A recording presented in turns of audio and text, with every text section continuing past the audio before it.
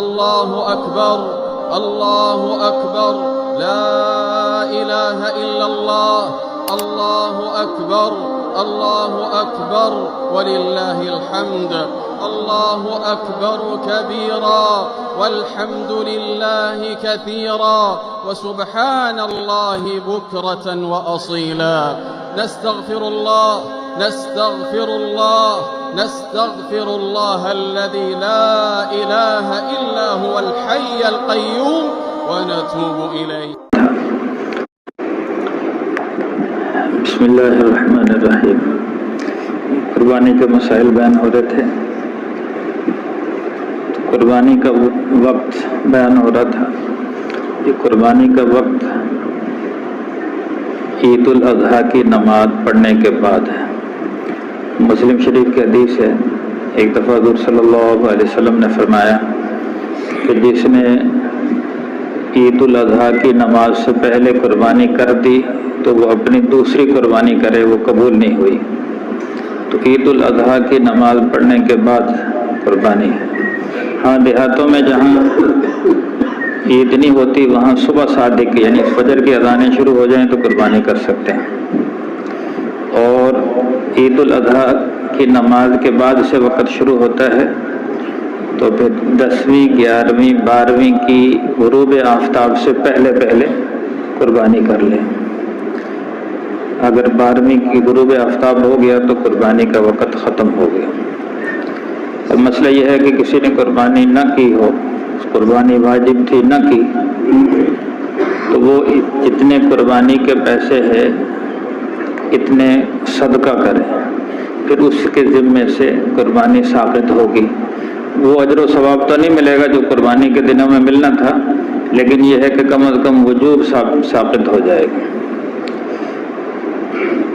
اگلا مسئلہ یہ ہے کہ رات کو قربانی کر سکتے ہیں یا نہیں. تو رات کو قربانی یعنی غروب آفتاب سے لے کر صبح طلوع آفتاب تک قربانی کرنا مکروہ ہے. یعنی جو درمیانی 2 راتیں آئیں گی تو ان راتوں میں قربانی کرنا مکروہ ہے. تو البتہ اگر کوئی انتہائی مجبوری ہے تو کسی نے کر دی تو قربانی ادا ہو جائے گی. یہ نہیں کہ بھی قربانی ہوگی نہیں، قربانی تو ہو جائے گی، لیکن ایسا کرنا مکروہ ہے. دن میں قربانی کریں. قربانی کے 4 مستحبات ہیں. قربانی کے جانور میں یعنی قربانی کے اندر 4 چیزیں مستحب ہیں. سب سے افضل قربانی میں دمبا، یعنی ساری قربانیوں میں جو سب سے افضل، کیونکہ حضرت ابراہیم علیہ السلام نے جب اسماعیل علیہ السلام کو ذبح کرنے کا ارادہ کیا، یعنی ذبح کر رہے تھے، تو اللہ نے قرآن میں وَفَدَيْنَاهُ بِذِبْحٍ عَظِيمٍ کہ جنت سے حضرت جبرائیل علیہ السلام کے ذریعے سے دمبا بھجوایا. تو ابراہیم علیہ السلام نے دمبا کیا تھا، یعنی جنت سے دمبا آیا تھا. سب سے افضل دمبا موٹا تازہ ہو، سفید سینگوں والا ہو، خصی ہو، یہ سب سے افضل ہے. باقی یہ نہ ہو تو پھر کوئی بھی قربانی جیسے اونٹ ہے، گائے ہے، بکری ہے، جو بھی کرے. دوسرے نمبر پر مستحب یہ ہے کہ چھری تیز کر لی جائے. جانور ذبح کرنے سے پہلے چھری کو خوب تیز کر لے. اور تیسرے نمبر پر ٹھنڈا ہونے کے بعد کھال اتاریں. یعنی جانور ٹھنڈا نہ وہ کھال اتارنا شروع کر دی تو یہ مکروہ ہے. جانور ٹھنڈا ہو جائے پھر کھال اتاریں. اور چوتھے نمبر پر خود ذبح کرے، جانور کو اپنے ہاتھ سے ذبح کرے، ورنہ کم از کم ذبح کرنے کے وقت خود موجود ہو. عام طور سے ہم کسائیوں کے حوالے کرتے ہیں، وہی ذبح کر دیتے ہیں. اب کسائی کا پتہ نہیں اس کا کیا عقیدہ کہ مرزائی ہے، قادیانی ہے، اہل تشیع ہے. تو اگر کسی کا عقیدہ صحیح العقیدہ نہ ہو وہ ذبح کرتے تو اس کا ذبیحہ قبول نہیں. اس لیے بندہ خود کرے یا کم از کم اپنے محلے میں سے کوئی ایسا آدمی جس کو تکبیر پڑھنا آتی ہو اس سے ذبح کروائے.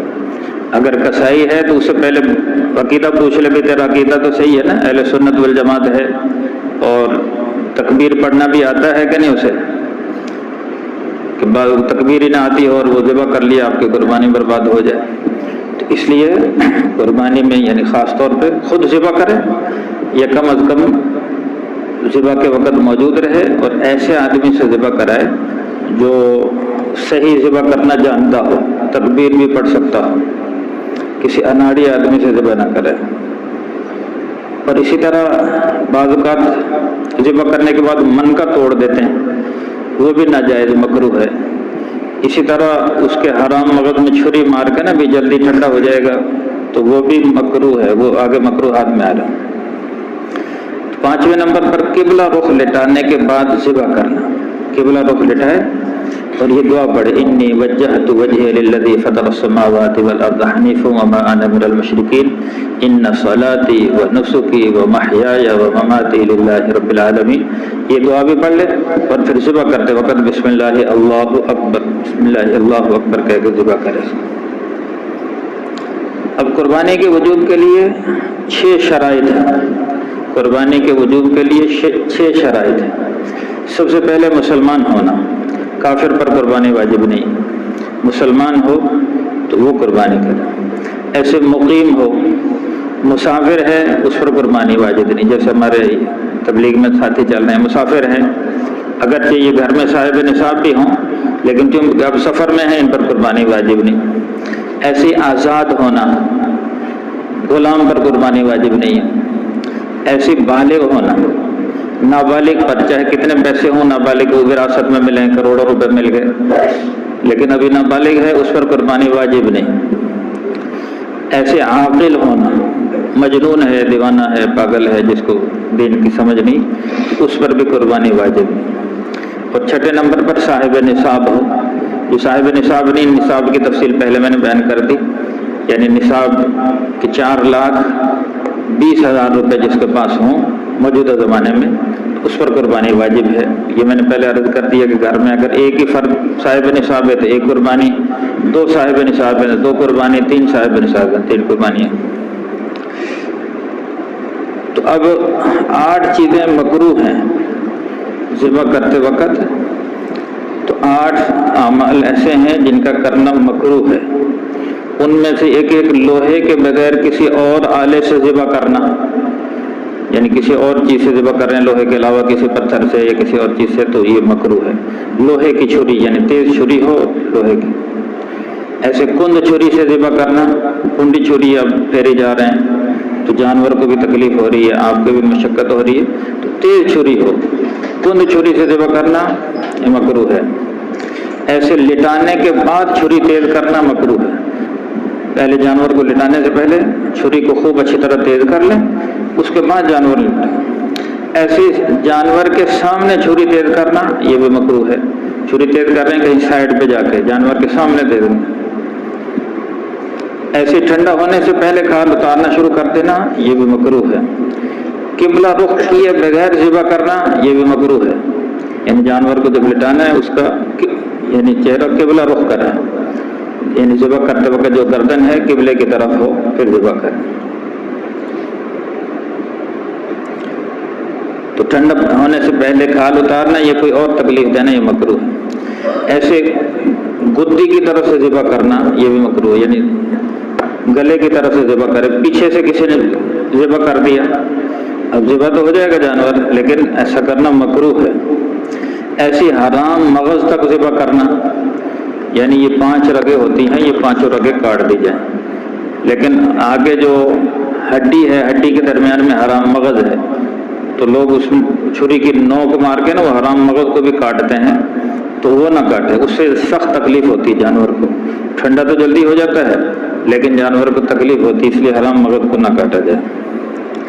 ایسے ساری گردن اڑا دینا یہ بھی مکروہ ہے، ساری گردن کاٹ دی، بلکہ 4 رگیں کاٹ کے اچھی طرح خون نکل جائے، ہاں تسلی کر لے بھی یعنی 5 رگیں اچھی طرح کٹ گئی ہیں تو صبح ہو گیا، پوری گردن کو نہ اتارے، باقی تفصیل ہیں ابھی انشاءاللہ بیان ہوگا جماعت والوں کا۔ دعا کے بعد سب بھائی تشریف ہے۔ الحمدللہ رب العالمین والعاقبۃ للمتقین والصلاة والسلام علی سید الانبیاء والمرسلین۔ اللهم احسن عاقبتنا في الامور كلها واجرنا من خزي الدنيا وعذاب الاخره، اللهم وفقنا لما تحب وترضى، صلى الله تعالى على خير خلقه محمد وآله وأصحابه أجمعين برحمتك يا أرحم الراحمين۔